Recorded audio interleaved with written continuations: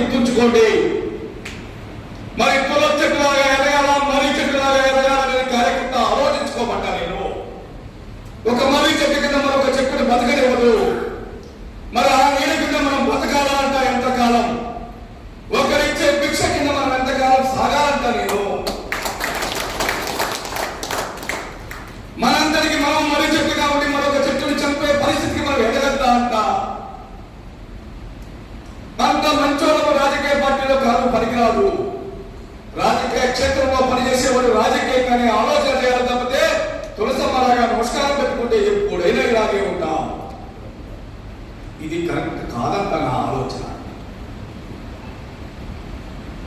మర్రి చెట్టు మన తులసమ్మని సైతం ఏ చెట్టు కింద బతకనివ్వదు. మరి మనం మర్రి చెట్టులాగా ఎదగాల, తులసమ్మలాగా ఇంటి ముందు కూర్చోవాలనేది ఆలోచన చేసుకోమంటాను. ఆ రకమైన ఆలోచనతో కార్యకర్త పనిచేయాల్సిన అవసరం ఉందంట. గ్రామ రాజకీయాలకు మనం ఎందుకు వెళ్ళాలి? గ్రామాల్లో రాజకీయాల కంటే కూడా వర్గాల గ్రూపులు ఉంటాయి. మన వాస్తవం గుర్తుంచుకోండి. ఇవాళ ప్రతి గ్రామంలో ఉండేది రెండే రెండు వర్గాలు ఉన్నాయి. మరి మనం ఏ వర్గంలో ఉన్నాం? గ్రామంలో మనకంటూ ఒక వర్గం ఉందా అంట. రాజకీయ పార్టీలే కాదు, గ్రామంలో రాజకీయాలు పక్కన పెట్టి వర్గాలుగా విడిపోయి గ్రామాల్లో మనకంటూ ఒక వర్గాన్ని ఏర్పాటు చేసుకోవాల్సిన అవసరం ఉంటుందని మనం అనుకుంటాం. మన గ్రామంలో మన ఒక్కరే మంచోళ్ళు, మిగతా వాళ్ళందరూ చెడ్డోళ్ళు అనుకుంటాం. చెడ్డోళ్ళకే సర్పంచ్గా, ఎంపీడీసీగా, జెడ్పీడీసీగా, బాలకేంద్ర సొసైటీ ప్రెసిడెంట్గా ఎట్లా గెలుస్తున్నారు వాళ్ళంటే ఆ క్షేత్రాల్లోకి మనం వెళ్ళడం లేదు, ఆ ఎన్నికల్లోకి మనం వెళ్ళడం లేదు. మనం వెళ్ళే ఎన్నికలు ఏంటంటే అసెంబ్లీ, పార్లమెంటు. పంచాయతీ పోటీ చేద్దామనే ఆలోచన లేదు. కొంతమంది అడిగితే చెప్తారు, నేను పోటీ చేశాను సార్, మనం 72 ఓట్లు వచ్చినాయని. ఎవరి కోసం? 72 ఓట్ల కోసం పోటీ చేయాలా అంట. అదే కనుక నువ్వు 30 ఏళ్ళ నుంచి పార్టీలో ఉన్న వారి కనుక నీ గ్రామంలో తిరిగి ఉండి, గ్రామంలో ప్రతి సమస్య నీకు తెలిసినప్పుడు, ప్రతి వీధి నీకు తెలిసినప్పుడు, ప్రతి వీధిలో నీకు ఉండే సమస్య నీకు అవగాహన ఉన్నప్పుడు నిన్ను కాక మరొకరిని ఎవరు ఎన్నుకుంటారంటారు. నువ్వు గ్రామంలో ఏ రాజకీయాలకు సంబంధం లేకుండా నంద్యాల వచ్చి పార్టీ ఆఫీసులో బీజేపీ నాయకులు అనుకుంటే నువ్వెందుకు ప్రజాక్షేత్రంలో, రాజకీయ క్షేత్రంలో పనిచేయాలంటారు. ఏ కార్యకర్తకైనా ఒక ఆలోచన, ఒక ఆశయంతో పనిచేయాలి. అది కిసాన్ మొత్తం వచ్చు, బీసీ మొత్తం వచ్చు, ఓసీ మొత్తం వచ్చు, ఎస్సీ మొత్తం వచ్చు, ఎస్టీ మొత్తం వచ్చు. భారతీయ జనతా పార్టీ మనకు ఒక గోల్ ఉండాలి. ఆ గోల్ ఉన్నప్పుడు మాత్రమే దాన్ని నీచవగలుగుతాము. ఒక ఆశయం లేకుండా రాజకీయ క్షేత్రంలో పనిచేయద్దు ఎవరు కూడా. ఎప్పటికైనా ప్రజాక్షేత్రంలో ప్రజలతో ఎన్నుకోబడిన పదవి కావాలి మనము. ఆ పదవి పొందాలంటే వాళ్ళ నుంచి మన గ్రామాల్లో రాజకీయాల్లో చొరబడి పనిచేయాల్సిన అవసరం ఉంటుంది.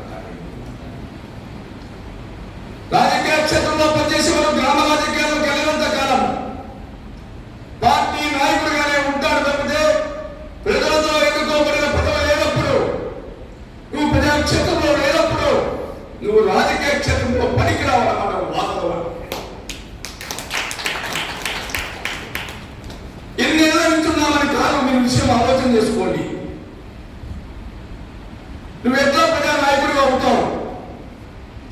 ఒక మండల అధ్యక్షుడు అంటే మనం అనుకుంటాం ఎవరో లేక మీకు ఇచ్చారని అనుకుంటారు. మీరు లేదంటే పదవి ఎవరో లేకపోతే వీళ్ళకి ఇచ్చారనుకుంటారు. ఒక మండల అధ్యక్షుడు అంటే equal to MPP, equal to ZPTC. ఆ మండలంలో ఉండే 20 పంచాయతీలు, 30 పంచాయతీలు నువ్వు నాయకులను విషయం మర్చిపో. ఆ మండలంలో ఉండే జిల్లా స్థాయి నాయకులు కానీ, రాష్ట్ర స్థాయి నాయకులు కానీ, మండల స్థాయి నాయకులు కానీ ఎప్పుడైనా గ్రామాలకు వెళ్ళామా? మనం అంటాను గ్రామంలో ఉండేవాళ్ళు పట్టణానికి ఇంటికి వచ్చేస్తారు, పట్టణంలో ఉండేవాళ్ళు పట్టణంలోకే పరిమితం అవుతారు. గ్రామంలో చూసేవాడు నువ్వు గ్రామంలో చూస్తే కదా ప్రజలు నువ్వంతా చూసేదంటారు. ఏదైనా గ్రామ సభ జరిగినప్పుడు, గ్రామ మీటింగ్ జరిగినప్పుడు, రచ్చబండ మీద కార్యక్రమం జరిగినప్పుడు మనకి అర్జెంట్ పనులు విజయవాడలో నంద్యాలకు మీటింగ్ వచ్చేస్తాం. కానీ ఇది కరెక్ట్ కాదంటారు. మన ఇల్లు శుభ్రంగా ఉండాలి, మన ఇల్లు మనం శుభ్రం చేసుకోవాలి. మన ఇంటిలో మగాడి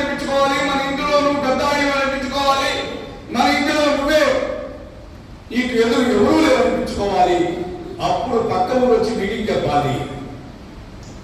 మన ఊరు వదిలేసి, మన మండలం వదిలేసి, మన నియోజకవర్గం వదిలేసి జిల్లా ఆఫీస్కి వచ్చో రాష్ట్ర ఆఫీస్కి వచ్చో నాయకుడు అని చెప్పుకుంటే ఉపయోగం ఉండదంటాడు. అందుకోసం నేను కోరుకుంటున్నాను మీ అందరినీ, బాధ్యతలు తీసుకున్న ప్రతి కార్యకర్త బాధ్యతతో పెరగాలి. బాధ్యతలు కొలవలేవు, అనేక బాధ్యతలు ఇంకా ఉండే పడుతుంది, చాలా మంది ఇస్తాం కావాలి. కానీ బాధ్యత ముఖ్యం కాదు.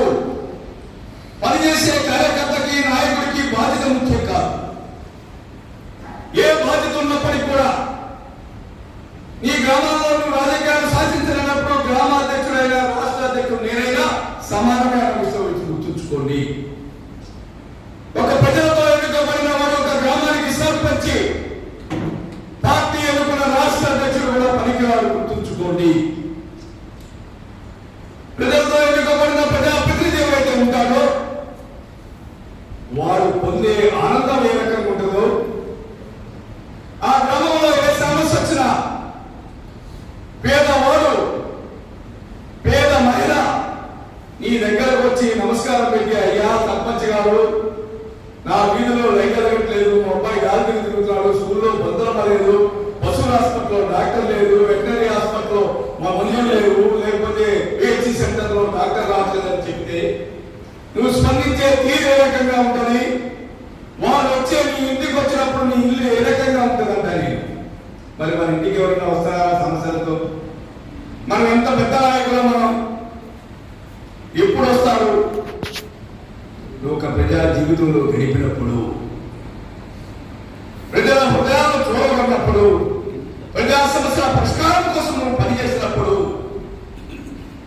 నీ గ్రామ సమస్యలను వదిలేసి నీ ఇంట్లోనే నువ్వు బీజేపీ అనుకోని పక్కింటోడికి నువ్వు బీజేపీ అని తెలియక రాష్ట్ర కార్యాలయంలో జిల్లా కార్యాలయంలో నువ్వు రాష్ట్ర నాయకుడిని జిల్లా నాయకుడు చెప్పుకుంటే ఆ గ్రామంలో పార్టీ ఎదగదు, దానివల్ల ఉపయోగం లేదు. ఈ సమయం వెచ్చించే కంటే వ్యాపారం చేసుకుంటే కుటుంబం అన్నా కొంత నిలబడుతుంది, అది ఆలోచన చేయమంటారు. కానీ ఈ క్షేత్రంలో, రాజకీయ క్షేత్రంలో పనిచేసే ప్రతి కార్యకర్త ఒక నిబద్ధతతో, ఒక ఆలోచనతో, ఒక ఆశయంతో పనిచేసినప్పుడు విజయం మన వెనకమాలే ఉంటుంది. ఆశయం లేనప్పుడు, ఆలోచన లేనప్పుడు విజయం మన వెనకమాల ఉండదన్నమాట వాస్తవం. నేను రాష్ట్ర అధ్యక్షుడిగా బాధ్యత తీసుకున్నాక రాష్ట్రంలో 5,000 పంచాయతీలు గ్రామ కమిటీలు వేస్తానని రాష్ట్ర పార్టీకి చెప్పా. రాష్ట్రంలో సుమారుగా 16,000 పంచాయతీలు ఉంటే ఒక 2-3 నెలల్లో నేను 5,000 గ్రామ పంచాయతీలో 5గురితో గ్రామ కమిటీ వేస్తాను.